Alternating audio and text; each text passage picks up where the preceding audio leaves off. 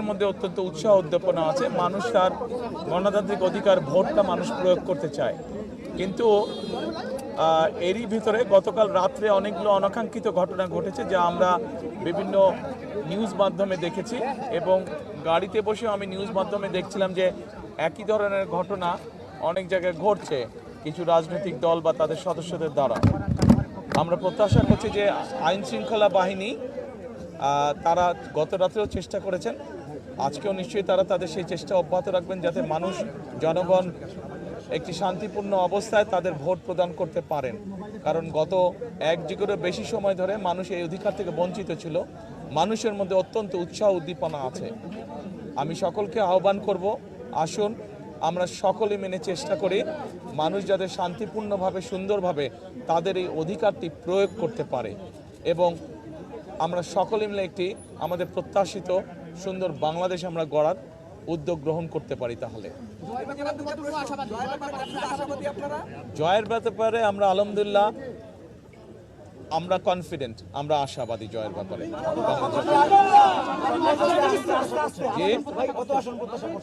আমরা অন্তত এতটুকু অবশ্যই আসন প্রত্যাশা করছি যেখানে আমরা খুব সুন্দরভাবে দেশ পরিচালনা করতে সক্ষম হব।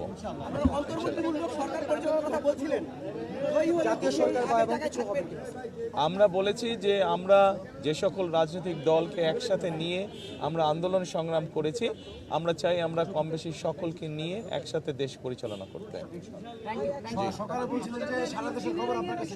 না, সারা দেশের খবর আমি এখনো পাইনি, আমি মাত্র অফিসে আসলাম।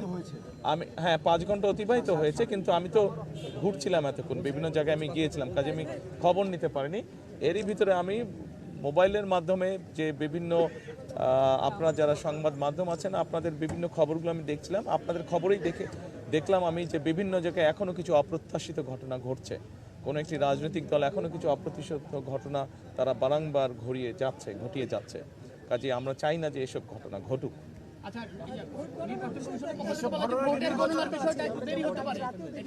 কেন ভোট গণনার বিচারে আসেন?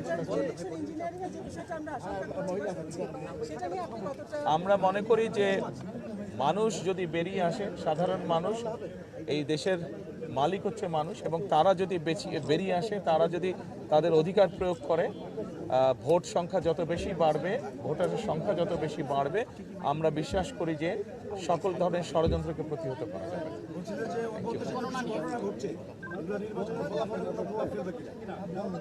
এগুলা নির্বাচনে যারা এইসব ঘটনা ঘটাচ্ছে তাদের প্রতি তো মানুষের বিরূপ ধারণা হবে বলে আমরা বিশ্বাস করি, কারণ ঘটনাগুলো তো ভালো না। তারা তো বিভিন্নভাবে বিভ্রান্ত করার বা অনৈতিক কাজ করার তারা চেষ্টা করছে, কাজে তাদের প্রতি নিশ্চয়ই মানুষের বিরূপ ধারণা হবে। ফল গণনা নিয়ে কেন দেরি হবে? দেরি হবার কোনো কারণ নেই। কেন দেরি হবে? আমরা সমগ্র দেশের মানুষ যেখানে একটি দ্রুত তারা যা ভোট দিয়ে এসছে তার ফল তারা দ্রুতই চাইবে। আমরা আশা করব যে নির্বাচন কমিশন চেষ্টা করবে যাতে দেশের মানুষ দ্রুত তার ভোট প্রদানের যে ফল সেটা তার শেষ মানুষকে সামনে উপস্থাপন করবে।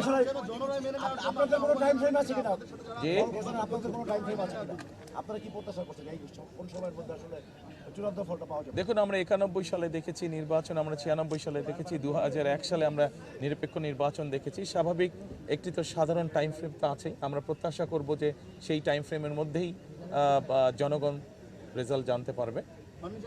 জনরায় মেনে নেওয়ার জন্য বাংলাদেশের সবচেয়ে প্র্যাকটিস যে হেরে যায় বলে নির্বাচন সুষ্ঠু হয়নি। আপনার জায়গা থেকে আপনারা জনরায় মেনে নেবেন কিনা, এবং যারা হেরে যাবে তাদেরকে মেনে নেওয়ার জন্য আহ্বান জানাবেন? নির্বাচন যদি সুষ্ঠু, নির্বাচন যদি নিরপেক্ষ হয়, নির্বাচন যদি বিতর্কিতহীন হয়, তাহলে অবশ্যই কেন মেনে নেব না? সব দলই আমরা মেনে নেব, কিন্তু অবশ্যই এখানে একটি শর্ত আছে যে নির্বাচন নিরপেক্ষ হতে হবে, নির্বাচন শান্তিপূর্ণ হতে হবে। আমরা যেসব অনাকাঙ্ক্ষিত ঘটনা দেখছি, যেভাবে মানুষকে বিভ্রান্ত করার চেষ্টা হচ্ছে, এরকম বিষয় তো অবশ্যই মেনে নেওয়া যাবে না, কেউই মেনে নেবে না। আমার কাছে মনে হচ্ছে যে ভোটার উপস্থিতি আমি যতটুকু ঢাকা শহরে দেখেছি, আমার কাছে মনে হচ্ছে আলহামদুলিল্লাহ মানুষ অত্যন্ত উৎসাহ ভরে তার ভোট প্রয়োগ করতে যাচ্ছে। 17 বছর আপনারা এই ভোটের দিনটার জন্য আপনারা আন্দোলন করেছিলেন, আপনার হাজার হাজার নেতাকর্মী ভুলের শিকার হয়েছেন। আজকের দিনটি কি আপনাদের সেই আন্দোলনের একটি সফলতা কিনা? এটা শুধু আমাদের আন্দোলনের সফলতা না, 17 বছর ধরে বাংলাদেশের কোটি কোটি মানুষ, কোটি কোটি ভোটারই ভোট থেকে বঞ্চিত ছিল, ভোট প্রদান থেকে বঞ্চিত ছিল। আমি মনে করি যে এটা সমগ্র বাংলাদেশে যে প্রায় 13 কোটি ভোটার আছে, সকলের জন্য একটি উল্লেখযোগ্য দিন, সকলের জন্য একটি স্মরণীয় দিন আজকের দিনটি।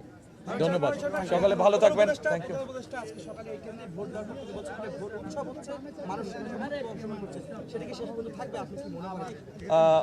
প্রধান উপদেষ্টার কাছে যেহেতু উনি সরকারে আছেন, ওনার কাছে হয়তো ইনফরমেশন বিভিন্নভাবে থাকতে পারে।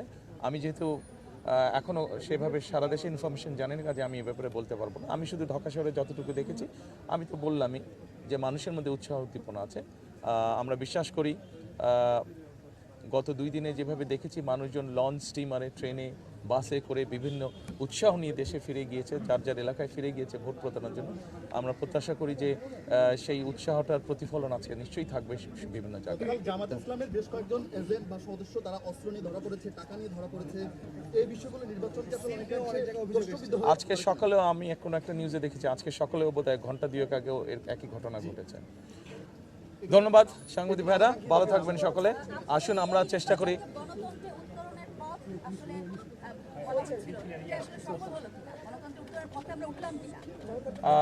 অবশ্যই অবশ্যই জনগণ যদি শান্তিপূর্ণভাবে, নিরপেক্ষভাবে ভোট দিতে পারে, গণতন্ত্রের সূচনা তো অবশ্যই শুরু হবে। এখন পর্যন্ত যে জনগণের স্বতঃস্ফূর্ত আপনি বলছিলেন যে সারা দেখতে পাচ্ছেন, সেটা কি আকাঙ্ক্ষা পূরণ হচ্ছে কিনা? এটা বোধহয় too early to make any comments. ধন্যবাদ, ভালো থাকবেন সবাই। আসসালামু আলাইকুম।